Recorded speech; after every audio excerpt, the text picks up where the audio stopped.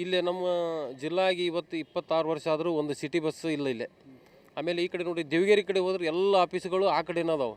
ಈ ಕಡೆ ನಮ್ಮ ಕನಕಾಪುರ ರೋಡ್ ಕಾಗಿನೆಲ್ಲಿ ಪ್ರಾಧಿಕಾರ ಐತಿ, ಕಾಗಿನೆಲ್ಲಿಗೆ ಹೋಗೋ ರೋಡ್ ಒಂದು ನಮ್ಮ ಬರೀ ಸಿಟಿಯಿಂದ ಜಸ್ಟ್ 2 ಕಿಲೋಮೀಟ್ರ್ ಇಂಪ್ರೂವ್ಮೆಂಟ್ ಇಲ್ಲ.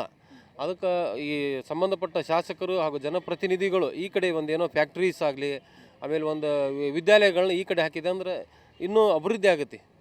ಈ ಕಡೆ ಅಭಿವೃದ್ಧಿನೇ ಇಲ್ಲ ಸರ್, ಭಾಳ ಅಂದ್ರೆ ಭಾಳ ಕುಂಠಿತೈತೆ ಅಭಿವೃದ್ಧಿ. ಆ ಕಡೆ ಈ ಕನಕಾಪುರ ರೋಡ್ ಕಡೆ ಕಾಗಿನೆಲ್ಲಿಗೆ ಹೋಗತ್ತಿರೋದು ಕುಂಠಿತೈತಿ. ಆಮೇಲೆ ಈ ಕಾರ್ಖಾನೆಗಳಿಲ್ಲ, ಫ್ಯಾಕ್ಟ್ರಿ ಕಾರ್ಖಾನೆಗಳು ಬಂದೆ ಅಂದ್ರೆ ಈ ನಿರುದ್ಯೋಗ ಸಮಸ್ಯೆಯನ್ನು ಬಗೆಹರಿಸ್ಬೋದು. ಈ ಇಷ್ಟು ದಿನ ಬಂದಂಥ ಶಾಸಕರಾತು ಹಾಗೂ ಮಿನಿಸ್ಟರ್ ಈ ಫ್ಯಾಕ್ಟ್ರಿಗಳ ಥರ ಕೆಲಸನ ಮಾಡಲಿಲ್ಲ ಅಂದ್ರೆ ನಿರುದ್ಯೋಗಿಗಳು ಇಲ್ಲಿ ಭಾಳ ಐತ್ರಿ ನಿರುದ್ಯೋಗ.